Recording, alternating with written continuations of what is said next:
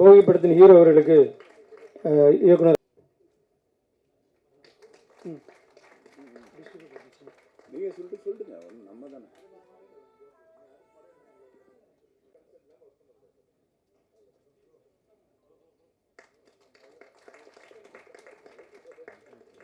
Dance master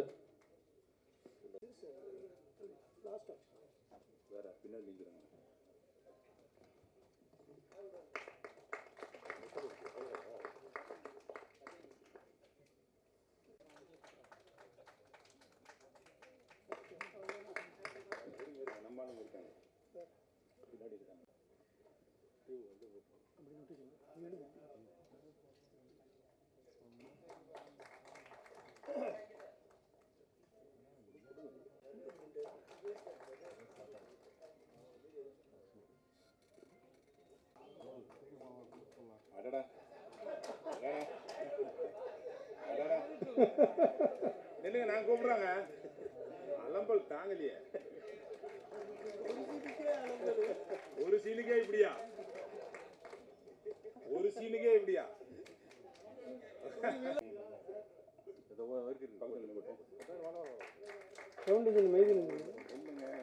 photo வந்து photo கிடைக்க மாட்டேங்குது போடுறது. நம்ம தொல்லை நமக்கு. வாங்க ஒரு நிமிஷம், வாங்க ஒரு நிமிஷம். அந்த போட்டோ நல்லா எடுப்பா. சரி வரல, பிரச்சனையா இருக்கு.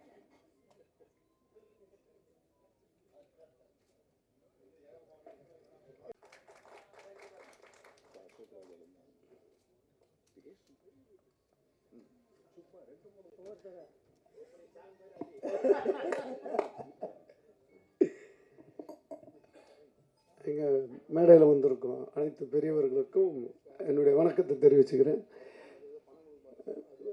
முக்கியமாக செல்லுமணியனை பற்றி சொல்லணும்னா ஒரு நிறைய பேர்கிட்ட நான் சொல்லியிருக்கேன். இருந்தாலும் அண்ணன் இதற்கே சொல்லிடுறேன். என்னை முதல்ல டான்ஸ் மாஸ்டர் ஆக்கியிருந்த அண்ணன் தான். ஸோ அந்த நன்றியை நான் மறக்கவே மாட்டேன். காலையில் போய் வேலை கேட்டேன், நைட் ஷூட்டிங்கே கூப்பிட்டுட்டாரு. ஸோ டான்ஸ் மாஸ்டர் காலையில் தான் யூனியனில் போயிட்டு டான்ஸ் மாஸ்டராக அப்போல்லாம் வந்து லெட்டர் எழுதி கொடுத்தா தான். இப்போ நான் டான்ஸராக அசிஸ்டண்ட் ஆகி மாஸ்டர் ஆகிறதுக்கு முன்னாடி அண்ணன்கிட்ட போயிட்டு இது மாதிரி ஆகலாம் அப்படின்னும் போது உடனே ஃபோனு, நைட் ஷூட்டிங், உடனே யூனியனில் போயிட்டு டான்ஸ் மாஸ்டர் எழுதி கொடுத்தேன். ஸோ அந்த நன்றியை மறக்க முடியாது. ஸோ அதுக்கப்புறம் வந்து ஒரு பிள்ளையார் சொல்லி போட்டு நம்மளை வளர்த்தது வந்து பேரரசன் சார். ஸோ அவர் இல்லைன்னா நான் வந்து இன்றைக்கி விஜய் சாருக்கு அவ்வளோ இட்டு பண்ண முடியாது. அப்படியே அந்த சிவகாசி மூலியமாக என்னை ஒரு டாப்பில் எடுத்துகிட்டு போயிட்டு அப்புறம் திருப்பதி இது மாதிரி எவ்வளோ படத்தில் எனக்கு ஒரு ஓப்பனிங் இன்ன வரைக்கும் நான் அவரோட தான் பண்ணிகிட்ருக்கேன். ஸோ இந்த மாதிரி நிறைய உதவி பண்ணி மறக்க முடியாது. அதில் முக்கியமாக வந்து விஜய் சேகரன் பெரிய நல்ல நண்பர். ஸோ அவருக்கு நான் எதுவுமே சொல்லலை. இந்த சாங் கேட்ட உடனே இந்த பாட்டு பெரிய ஹிட்டாகும், அந்த ரோமியோ சாங் அப்படின்னு சொன்னேன். அதனால் இந்த பாடல் வந்து இப்படி தான் எடுத்தால் நல்லாயிருக்கும், அந்த கண்டென்ட்டை சொல்லி இந்த மாதிரி இடத்துலலாம் போய் எடுத்தால் நல்லா இருக்கணும் போது அவர் ஒரு இதுவும் வந்து தடையே சொல்லாமல் நீங்கள் என்ன நினைக்கிறீங்களோ அப்படியே எடுங்க மாஸ்டர்னு நீங்கள் அந்த பாடல் பார்த்தா தெரிஞ்சுருப்பீங்க. ரொம்ப செலவு பண்ணி ஒரு பட்ஜெட் இல்லாமல் நல்லாவே எனக்கு பண்ணி கொடுத்தாரு. ஸோ இந்த படம் இன்றைக்கி சிறப்பாக வந்திருக்கு. ஸோ இதை வந்து வெளியே எடுத்துகிட்டு வந்த பத்திரிகைக்கும் இந்த ஊடக நண்பர்களுக்கும் எங்கள் மனமார்ந்த நன்றியை தெரிவிச்சுக்கிறேன். ஸோ இந்த படம் மென்மேலும் சிறப்படைய வாழ்த்துக்கள். நன்றி. இந்த படத்தில் எனக்கு வாய்ப்பு தந்த விஜய் சேகரன் அவர்களுக்கு முதல்ல நன்றி. இந்த படத்தை வெளியிட்ட பிஜிபி என்டர்பிரைசஸ் பிச்சைமணி சாருக்கு முதல்ல பெரிய நன்றி சொல்லணுங்க. ஏன்னா இப்போ உள்ள காலகட்டத்தில் ஒரு படத்தை ரிலீஸு கொண்டு வர தான் ரொம்ப பெரிய சவாலான காரியமாக இருக்குது.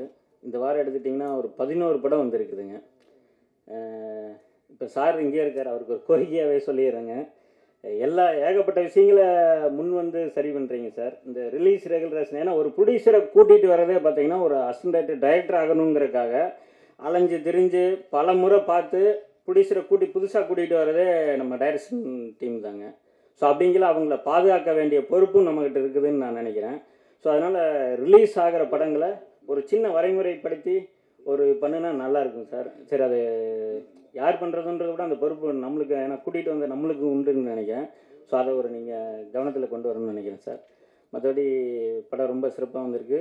எவ்வளோக்கு எவ்வளோ ப்ரொமோஷன் பண்ண முடியுமோ அவ்வளோ பண்ணி மிக சிறப்பாக வெளியிட்டிருக்காங்க. ஸோ அதுக்கு ரொம்ப நன்றி. எல்லாத்துக்கும் நன்றி. தேங்க்யூ.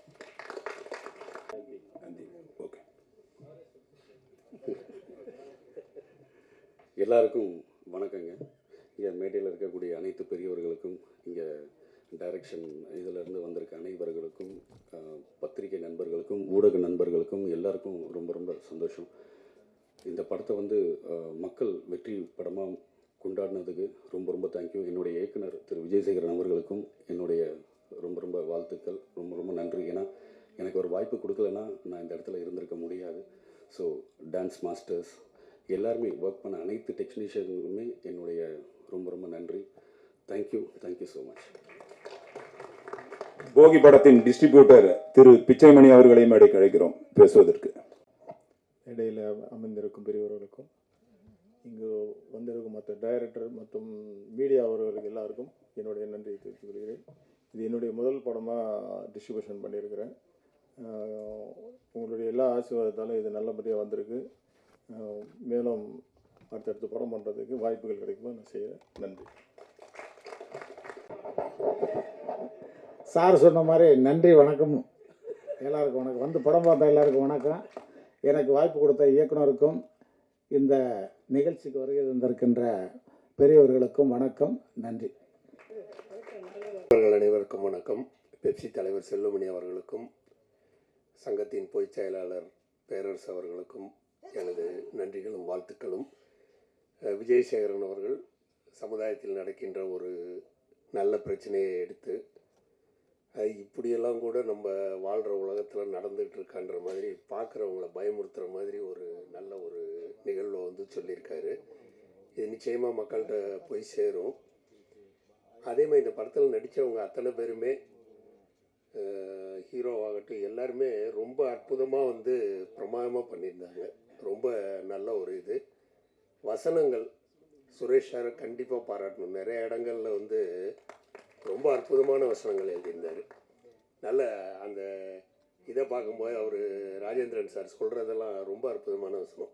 ஏண்டா பார்க்குறவனுக்கு இது என்ன பாடின்னு தெரிய போதா இல்லை பொண்ணுன்னு தெரிய போதான்ற மாதிரி ரொம்ப, அதாவது சமுதாயத்தில் இப்படியெல்லாம் நடக்குமா கொடுமைகள் அப்படிங்கிறத ரொம்ப ஒரு வல்கராகவே தெரிகிற அளவுக்கு, உணர்கிற அளவுக்கு சொல்லியிருந்தார். அந்த லொக்கேஷனும் சரி, அதில் அவங்க கேமராவும் ரொம்ப அற்புதமான ஒளிப்பதிவு.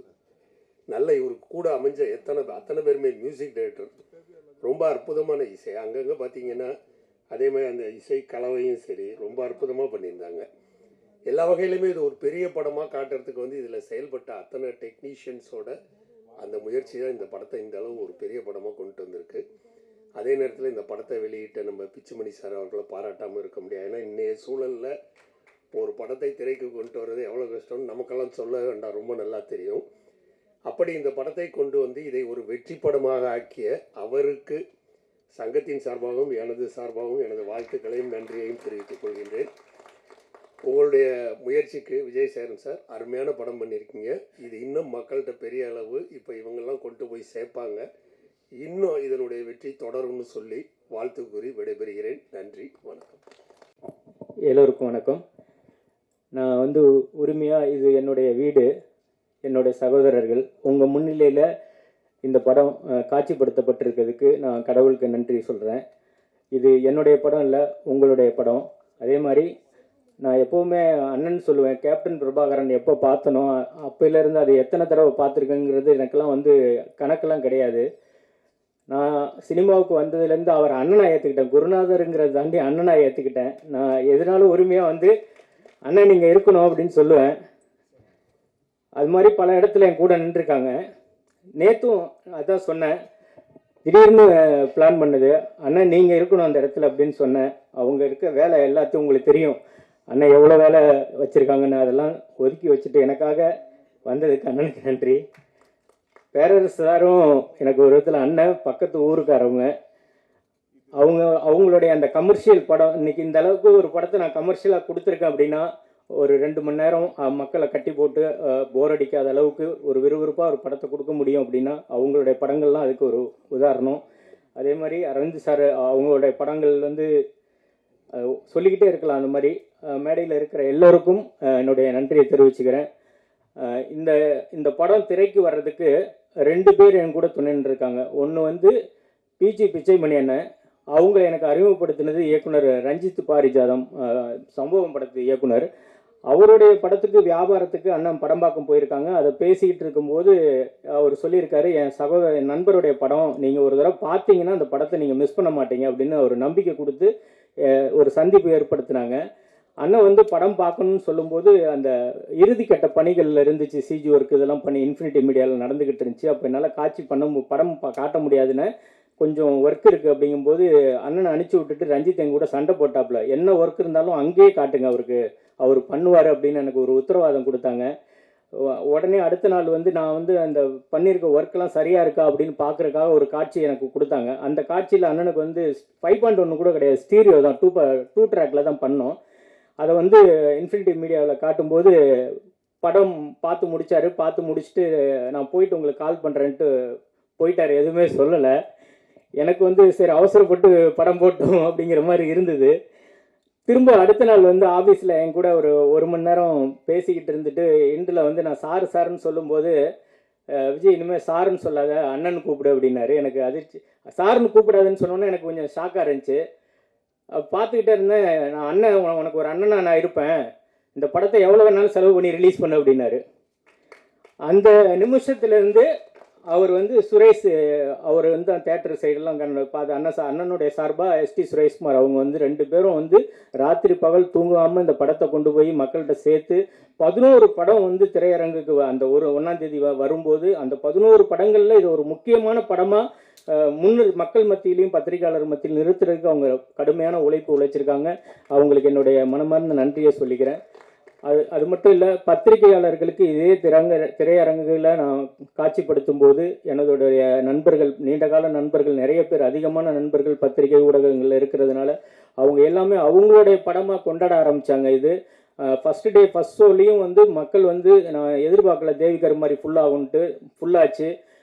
ரிவ்யூவில் எல்லாருமே பாசிட்டிவ் ரிவ்யூ கொடுத்த பத்திரிகை நண்பர்களுக்கும் ரசிக பெருமக்களுக்கும் இந்த படத்தை வரவேற்பு அளித்த இவ்வளோ படங்களுக்கு மத்தியில் இந்த படத்துக்கு ஒரு தனித்து வரவேற்பு அளித்த அனைவருக்கும் எங்களுடைய சார்பாக, எங்கள் இயக்குனர் சங்கம் சார்பாகவும் எங்களது சார்பாகவும் நன்றியை தெரிவிச்சுக்கிறோம்.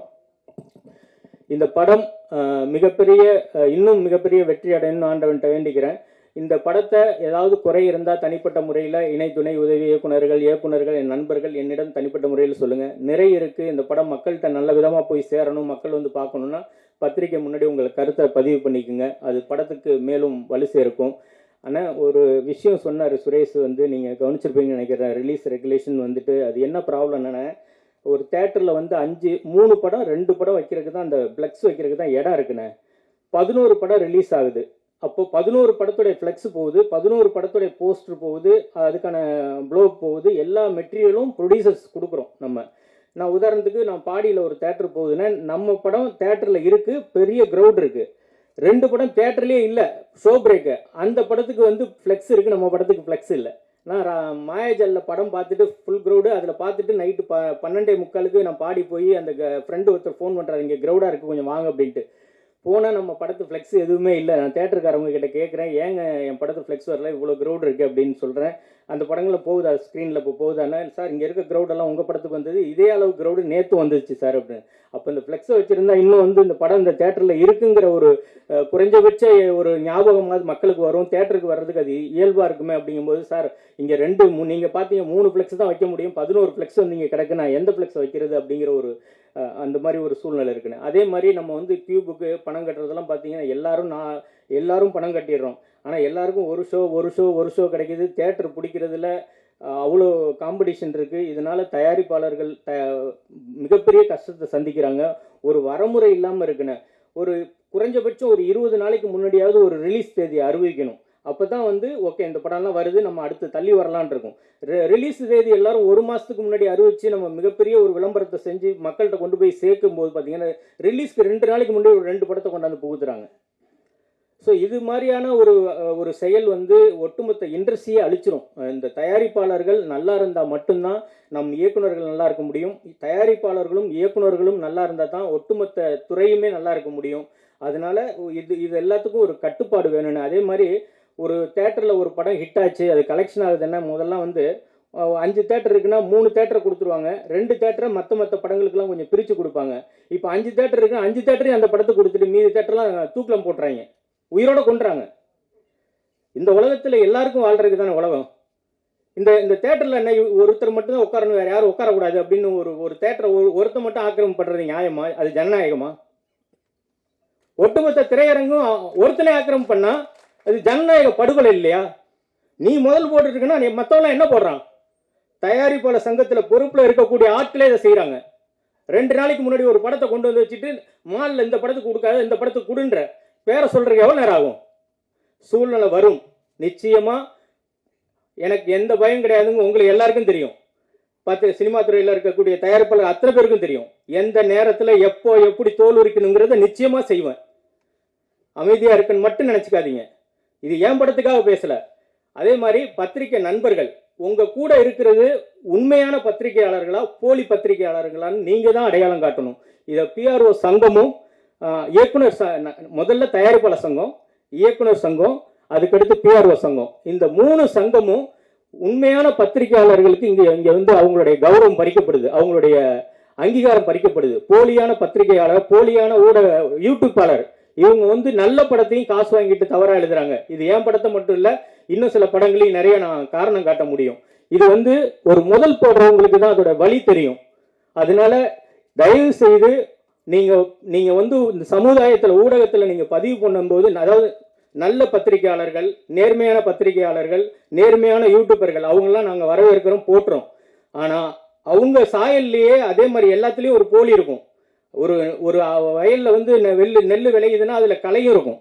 அந்த மாதிரி எல்லா துறையிலும் இருக்காங்க, அது இங்கேயும் இருக்காங்க. அது களையெடுக்க வேணுன்றதான் என்னுடைய கோரிக்கையை வச்சுக்கிறேன். தயாரிப்பாளர் சங்கம், இயக்குனர் சங்கம் அண்டு பிஆர்ஓ சங்கம், மக்கள் தொடர்பாளர் சங்கம், இந்த 3 பேரும் சேர்ந்து போலியான நிருபர்களை, போலியான ஆட்களை களையெடுத்துட்டா நல்ல அந்த துறை வந்து இன்னும் செழிப்பாக விளையும். அவங்க நேர்மையானவங்களுக்கு இன்னும் போற்றப்படுவாங்க. அப்படிங்கிறதான் என்னுடைய தாழ்மையான ஒரு வேண்டுதலை வச்சுக்கிறேன். திரையரங்கு உரிமையாளர்களுக்கு நான் வந்து திரையரங்கு உரிமையாளர்களும், தயாரிப்பாளர் சங்கம், இயக்குனர் சங்கம், நடிகர் சங்கம், திரையரங்கு விநியோகஸ்தர்கள் சங்கம், திரையரங்கு உரிமையாளர்கள் இவங்க எல்லாரும் சேர்ந்து அண்ணனுடைய இதில் வந்து ஆர்கே செல்வம் என்ன இதை முன்னெடுக்கணும். ஏன்னா அவங்க தான் இன்னைக்கு வலிமையான ஒரு இடத்துல இருக்காங்க. பெப்சிங்கிற ஒரு அமைப்பாக இருக்கட்டும், இயக்குனர் சங்கத்தில் ஒரு பொறுப்பாக இருக்கட்டும், எல்லாத்துலேயும் ரொம்ப ரொம்ப தெளிவாக இந்த துறையை எப்படி வழி நடத்தணும், எங்கே எப்படி பண்ணணும், காய் நகர்த்தணுங்கிறது ரொம்ப தெளிவாக பண்ணிக்கிட்டு இருக்காங்க அண்ணா. அதனால தான் இந்த மேடையை நான் பயன்படுத்திக்கிறேன். அண்ணன் இங்கே வந்து படம் ரிலீஸ் பண்ணுறதுல நான் மட்டும் இல்லைண்ணே, ஒட்டுமொத்த டைரக்டரும் பாதிக்கப்படுறாங்க. ஒவ்வொருத்தரும் பல வருஷம் போராடி ஒரு படத்தை ஒரு ப்ரொடியூசரை கூப்பிட்டு வந்து படம் எடுக்கிறாங்க.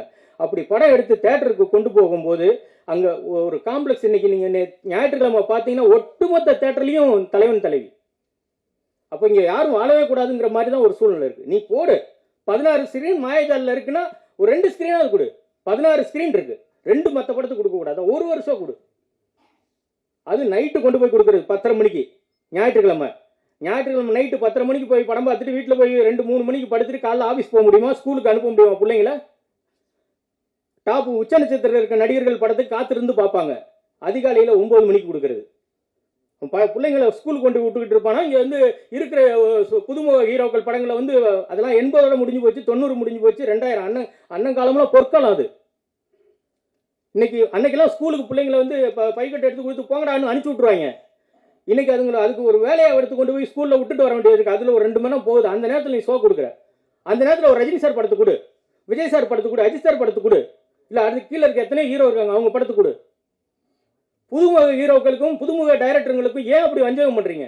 ஜனநாயகங்கிறது எல்லாத்துக்குள்ளே தானே. திரையரங்கு உரிமையாளர்கிட்ட தாழ்மையாக ஒரு கோரிக்கை வச்சுக்கிறோம். நாங்கள் இங்கே வந்து ஃப்ளெக்ஸ் எங்களுக்கு ஓசியாக கிடைக்கல, போஸ்டர் ஓசியாக கிடைக்கல, புலோப் ஓசியாக கிடைக்கல, எல்லா மெட்டீரியலும் உங்களுக்கு கொடுக்குறோம். நீங்கள் தப்பு செய்கிறீங்கன்னு சொல்ல, உங்கள் நிர்வாகத்தில் இருக்கிறவங்களை கண்காணிக்க முடியாது எங்களால். நானோ என் நண்பர்களோ ஒரு 2 தேட்டருக்கு போகிறோம், 3 தேட்டருக்கு போகிறோம், ஏன் ஃப்ளெக்ஸ் வைக்கல, ஏன் போஸ்டர் ஓட்டல, ஏன் ஸ்டாண்டிஸ் கொடுத்தனே, ஏன் வைக்கலன்னு நான் கேட்க முடியுது.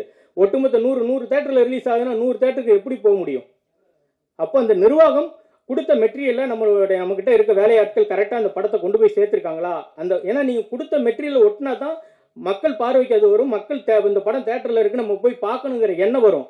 அப்படி ஒரு அடையாளமே இல்லை அப்படின்னா எப்படி மக்கள் தேட்டருக்கு வருவாங்க? அதனால அண்ணன் வந்து அண்ணனுடைய இந்த காலகட்டங்களில் இந்த விஷயத்துக்காவது பட ரிலீஸ் ரெகுலேஷனில் இந்த மெட்டீரியல் தேட்டர் ஒதுக்குறதுல அண்ணன் வந்து ஒரு எங்களுக்கு அண்ணனுடைய இதில் நாங்கள் வந்து நீண்ட நெடுக்காலம் சினிமாவில் இருக்கிறதுனால பெரிய அனுபவம் பிஜி பிச்சைமணியனுக்கு இருக்கிறதுனால எஸ்பி சுரேஷ்குமார் கூட இருந்ததுனால இந்த காம்படிஷனில் அடித்து ஒரு பெரிய லெவலில் நல்ல டைம் எல்லாமே எங்களுக்கு ஷோ டைம் எல்லாமே நல்ல டைம் கிடைச்சிது. கிடைச்சதுக்கப்புறம் சில பேர் வந்து நைட் ஷோவை மாற்றி விட்டோம், அதுவும் எங்களுக்கு தெரியும். ஸோ எத்தனை பேருக்கு இந்த சப்போர்ட் கிடைக்கும்? ஒரு பிச்சைமணி அண்ணன் மாதிரி ஒரு எஸ்பி சுரேஷ்குமார் சப்போர்ட் எத்தனை டைரக்டர் கிடைக்கும், எத்தனை ப்ரொடியூசர் கிடைக்கும்? எங்கே பார்த்தாலும் நான் அந்த ப்ரொமோஷன் பண்ணுறேன், இந்த ப்ரொமோஷன் பண்ணுறேன், அத்தனை லட்சத்தை கொடு இத்தனை லட்சத்தை கொடு, அங்கே ப்ரொமோஷன் பண்ண கடைசியில் தேட்டருக்கு டிக்கெட் எடுக்க எத்தனை பேர் வராங்கங்கிறது. ஸோ எல்லா பக்கமும் இதை வந்து ஒரு சரி வரமுறைப்படுத்தலைன்னா சினிமா நம்ம கண்ணு முன்னாடியே அழியக்கூடிய சூழ்நிலையில் இருக்குன்னு நீங்கள் தூக்கி வளர்த்து நீங்கள் வளர்த்த அந்த சினிமா, நீங்கள் கொடுத்த வெற்றி, இந்த மக்களை ஈர்த்து கட்டி போட்டு வச்சிருந்த இந்த சினிமாவை காப்பாற்ற வேண்டிய பொறுப்பு அண்ணனுக்கும் பேரரசு சார் நிர்வாகத்தில் இருக்க எல்லாருக்கும் சார் அரவிந்த் சாருக்கு எல்லாருக்கும் இருக்குது. தயவுசெய்து சரி பண்ணி கொடுங்கன்னு இந்த கோரிக்கை வச்சுக்கிறேன். போகி படத்தை பெரும் வரவேற்பு கொடுத்ததுக்கு பத்திரிகை நண்பர்கள் ரொம்ப முக்கிய காரணம். பத்திரிகை மற்றும் ஊடக நண்பர்கள், ரசிக பெருமக்கள் எல்லாருக்கும் போகி படத்தோடைய நன்றியை தெரிவிச்சுக்கிறேன், இந்த குழுவோட நன்றியை தெரிவிச்சுக்கிறேன். இதுக்காக நேர ஒதுக்கி படம் பார்த்த இணை துணை இயக்குநர்கள் அனைவருக்கும் எங்களுடைய மனமார்ந்த நன்றி. உங்களுடைய கனவு தான் நான் டைரக்டர் ஆயிருக்கேன். உங்க கூட சேர்ந்து உங்க சகோதரன் நான் பயணிச்சிருந்தான். இது என் படம் இல்லை, உங்க படம். இதை கொண்டாடுங்க. நன்றி.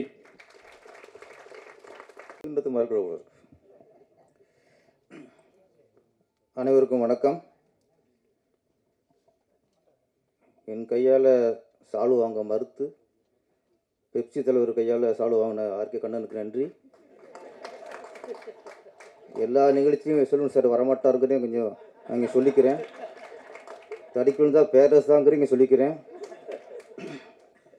நடிகர் ஆகிட்டாராம் அவர். உதய அந்த டைரக்டர் மனதில் இருந்தால் நம்ம மதிச்சிருப்பார். நடிகர் ஆகிட்டார்ல, அப்படித்தான் இருக்கும். இந்த நிகழ்வு நம்ம இயக்க சங்கத்துக்கு படம் வெளியிட்டது மட்டும் இல்லை, இது வந்து போகி படத்தின் வெற்றி விழா. நான் இன்னைக்கு தயாரிப்பாளர் இயக்குனர் அவரே சில விஷயங்கள் அவருக்கு கொஞ்சம் மனம் வருத்தம் இருந்தாலும் படத்தின் வெற்றி அளவில் அவர் ஹாப்பியாக தான் இருக்கார். இன்னைக்கு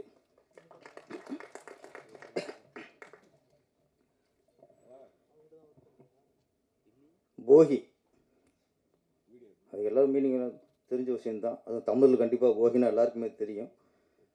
நம்ம பழையன கழிதலும் புதியன்னு சொல்லுவாங்க. அதனால் நம்ம வந்து இந்த பழைய துணிகள் பழைய பொருட்கள்லாம் எரிச்சுக்கிருக்கோம். அது இல்லை மீனிங். போகிங்கிறது மறக்க வேண்டிய விஷயத்த மறக்கணும், தூக்கி எறிய வேண்டிய விஷயத்த தூக்கி எறியணும், கெட்ட விஷயங்கள் எல்லாத்தையும் அடியோடு ஒழித்து தள்ளிடணும். புதிய நன்றி மறக்கூடாது. மறக்க வேண்டிய விஷயத்தை மறக்கிறதா எது தப்பான விஷயங்களோ அதை மறந்துடணும். நன்றி மறக்கணுங்கிறது தான் போகிக்கு அடுத்து நம்ம ஒவ்வொரு பொங்கலுமே நன்றி சொல்ல விழாவது இருக்கும். சூரியனுக்கு, வீட்டுக்கு, மாட்டுக்கு, உழவனுக்கு, வாழ்க்கையில் யாராருக்கும் நன்றி சொல்ல மறக்கக்கூடாதோ அதெல்லாம் வரிசையாக பொங்கல் சொல்லும். இந்த போகி சரியே தவிர ஃபஸ்ட்டு ஒரு ஷாட் வச்சுருப்பாங்க. அந்த கெட்டவங்களை கொளுத்துவாங்க. கொளுத்தி விட்டு போகின்னு டைட்டில் போடுவார். அதுதான் கரெக்ட். பழைய கொளுத்துறதுல கெட்டதை கொளுத்துறோம், அதுதான் போகி. அங்கேயே டைரக்டர் நம்ம விஜயசேகரன் கரெக்டாக அவர் டைரக்டர் முத்திரையை பதிச்சிட்டாரு. முன்னெல்லாம் படம் இந்த பேய் படங்கள் பார்த்தா தான் இந்த வீடு ரொம்ப பயமாகவே இருக்கும். நம்ம எங்கள் ஊர் நாட்டசங்கோட்டை 8 கிலோமீட்டர் சிவகங்கை டவுனு. இங்கேருந்து சாயந்தரம் அழகாக ஹாப்பியாக போயிடுவோம் பேய் படம் பார்க்குறதுக்கு. பாட்டு வரும்போது 8 கிலோமீட்டர் ரோட்டில் லைட் இருக்க ஒன்றும் இருக்காது, சைக்கிளில் வரணும். இந்த பேய் படம் பார்த்துட்டா வரும்போது பக்குங்கும். ஏதாவது எங்கேயாவது ஒயிட்டாக அசைஞ்சா கூட வெகிருக்கும். வீடு சேர வரைக்கும் அப்படி இருக்கும். அது பேய் படம் பார்த்தா.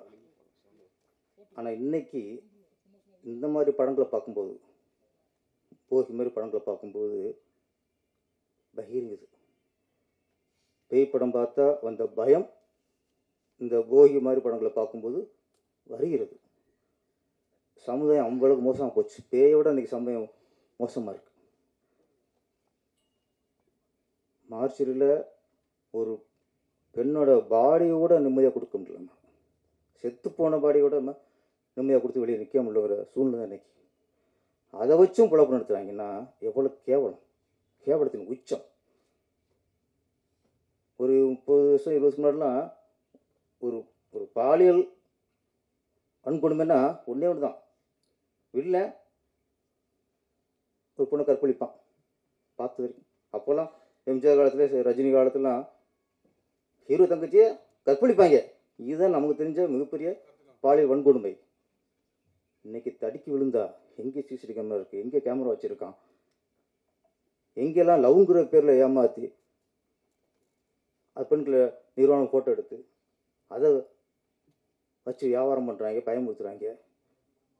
விதவிதமாக இருக்குது. அதில் ஒன்று தான் இன்றைக்கி மார்ச்சரியில் ஒரு பெண்ணோட பாடியும் வச்சு இவ்வளோ கேவலமாக புலப்படுத்துகிறாங்க தான். இதில் விட உச்சம் என்னென்னா, ஒரு பொண்ணு ஒரு பையனை நம்பி லவ் பண்ணுது. அவன் தான் வாழ்க்கையை நினச்சிருது, இவனை தான் நம்ம கல்யாணம் பண்ண போகணும்னு நினச்சிருது. அந்த நம்பிக்கையில் சில ஃபோட்டோ எடுத்துக்கிறாங்க. ஒரு சந்தேகம் வந்தால் தானே அதுக்கு கொஞ்சம் பயம் வரும். சந்தேகம் இல்லைங்கிறது எப்படி பயம் வரும்? அந்த மாதிரி ஃபோட்டோ எடுத்துகிட்டு அதுக்கப்புறம் அதை வச்சு பிளாக்மெயில் பண்ணுறான். இந்த மார்ச்சுரியில் டெட் பாடியை வச்சு பண்ணுறதை விட இந்த காதல்ங்கிற பேரில் பண்ணுறாங்கல்ல, இதோட அது கொடுமை சார். இதோட அது மிருகத்துக்கு சமம். அப்படி எல்லா வகையிலும் நீ பெண்கள் எங்கே நிம்மதியாக லவ் பண்ண முடியல, நிம்மதியாக காலேஜ் போக முடியல, நிம்மதியாக பள்ளிகள் ஸ்கூல் போக முடியல. ஒரு அறிவியல் வளர வளர நாகரிகம் வளரணும், அதான் இயல்பு. ஆனால் இன்னைக்கு அறிவியல் வளர வளர நாகரிகம் கீழே போச்சு. மனுஷன் காட்டு நாடாகிருக்கான். அறிவியல் வளர்ந்தா மனுஷத்தன்மை மனித வளரணும்ல. இன்னைக்கு மிருகங்களும் வளர்றாங்க. அறிவியல் வளர மிருகங்கள் சமூகத்தில் வாழ்ந்துட்டு இருக்கு. அந்த ஒரு நல்ல கருத்து, ஒரு சமூக அக்கறையோட நம்ம விஜயசேகரன் அவர்கள் இந்த படத்தை எடுத்திருக்காரு. வெறும் கமர்ஷியல் இல்லாமல் ஒரு பொறுப்பாக நல்ல விஷயம் சொல்லியிருக்கிறாரு. அதுக்கு நல்ல வரவேற்பு இருக்குது. இந்த 1ஆம் தேதி வந்த படங்களில் சார் ஒரு 4-5 படம் பிடிச்சிருக்கு. ஹாப்பி, சந்தோஷமான விஷயம் என்னென்னா, அக்வெஸ்ட்டு ஹிட்டு, சரண்டர்னு படம் அதுவும் நல்ல ஹிட்டு, முதல் பக்கம் அதுக்கும் நல்ல பேர், நல்ல ஹிட்டு, போகிக்கு நல்ல பேர். இந்த வாரம் வந்த படங்களில் ஒரு 4-5 படம் ஒரு நல்ல பேருங்க, அதே ரொம்ப சந்தோஷமாக இருக்குது. அப்புறம் இங்கே விஜயசேகரன் வந்து படத்தின் வெற்றியை பகிர்ந்துட்டதை விட இப்போ தான் தெரியுது பெப்சி தலைவர் ஏன் வலுக்கட்டமாக வர சொல்லியிருக்காருன்ட்டு. அது வாழ்த்து போகிறதுக்கு இல்லை, வாழ்த்து போகிற வீட்டுக்கு போயிருக்கலாம், பெப்சிக்கு போயிருக்கலாம். சில கோரிக்கையில் அழுத்தமாக வச்சுக்கணும், பொங்கி எழுந்துடணுமா வந்து உங்களை வர வச்சுருக்காங்க சார். நீங்கள் நான் நிறைய நான் பார்த்துருக்கேன் உங்களை மாதிரி, போய் சொல்லாதீங்க. இருந்தாலும் பெப்சி தலைவர் வந்து கலந்துக்கணும்னா ஒரு விஷயம் சொல்லி விட்றேன். ஏன்னா இப்போ கூலி எப்போ ரிலீஸ் அது? இது ஒரு கசப்பான உண்மையாக இருக்கலாம், தெரிஞ்சுக்கூடிய உரிமை. கூலி 14ஆம் தேதி ரிலீஸ். இந்த 1ஆம் தேதி 10 படத்துக்கு மேலே ரிலீஸ் சார். ஒரு 8ஆம் தேதியும் 10-11 படத்துக்கு மேலே ரிலீஸ் ரெடியாக இருக்காங்க. ஏன் 14ஆம் தேதி கூலி ரிலீஸ்னால அந்த படம் ரிலீஸ் ஆச்சுன்னா ஒரு தேட்டரும் சின்ன படங்களுக்கு கிடைக்காது. ஒட்டுமொத்த தேட்டரையும் கூலி படம் ஆக்கிரமிச்சிரும். அதுக்கப்புறம் நம்ம அப்புறம் எப்போ ரிலீஸ் பண்ணுறது, ரொம்ப லேட் ஆயிரும். அந்த ஒரு காரணத்துக்காகத்தான், அதுக்கு முன்னாடி நம்ம முந்திக்குவோம். 1ஆம் தேதினா அது 8ஆம் தேதி வரைக்கும் ஒரு கேப் இருக்குது, அதில் ஒரு செட்டு இறக்கிடுவோம். 8ல் இருந்து 14 வரைக்கும் 13 வரைக்கும் கேப் இருக்குது, அதில் ஒரு செட்டு இறக்கிடுவோம். ஒரு பெரிய படம் வர்ற பயம்தான் சார். இன்னைக்கு இத்தனை படத்தை 10 படம் 11 படம் ஒரு வாரத்துக்கு ரிலீஸ் ஆகுதுன்னா இதுதான் காரணம். ஏன் அந்த பயம் வரணும்? பெரிய ஒரு ஸ்டார் வரும்போது சின்ன ப்ரொடியூசர் சின்ன படங்கள் இன்றைக்கி பயந்துறாங்க. அந்த பயத்தில் தான் இவங்க வெளியிட்டிருக்காங்க போகி படம் 1ஆம் தேதி. அடிச்சுட்டு அதே மாதிரி பயத்தினா வருது எல்லாமே. இது கொஞ்சம் நான் ஏற்கனவே சொன்னதான், சிறுபான்மையினருக்கு ஒதுக்கீடுன்னு ஒன்று இருக்குது, அரசாங்கம் இருக்கு. அதே மாதிரி பெரிய படங்கள் பெரும்பான்மை வச்சுங்க, சின்ன படங்கள் சிறுபான்மைன்னு ஒதுக்கிடுங்க. எங்களுக்கு இடம் ஒதுக்கி கொடுக்கணுங்க. ஒரு மாலில் 10 தியேட்டர்னா நீ 8 தியேட்டரு அந்த பெரும்பான்மைன்னு சொல்கிறாங்கல்ல பெரிய படங்கள் நீங்கள் ரிலீஸ் பண்ணுங்க. 2 தியேட்டர் ஒதுக்குங்க. 2 தியேட்டரில் 2 ஷோ, 4 படம் பிழைக்கும், 4 சின்ன படங்கள் பிழைக்கும். சென்னையில் 80 தியேட்டர் இருக்கா? நான் சரி, நீங்கள் ஒரு 60 தியேட்டர் எடுத்துங்க, பெரும்பான்மை பெரிய ஸ்டார் படம் எடுத்துங்க. ஒரு 20 தியேட்டரு சிறுபான்மையான சின்ன படங்களை கொடுங்க. கவர்மெண்ட் நடிச்சா முடியும், நினைக்க மாட்டேங்குது. அவங்களே இங்கே சினிமாவில் இருக்கும்போது அவங்களே பெரும்பான்மை, அப்போ ஒரு சினிமா நினைப்பாங்க.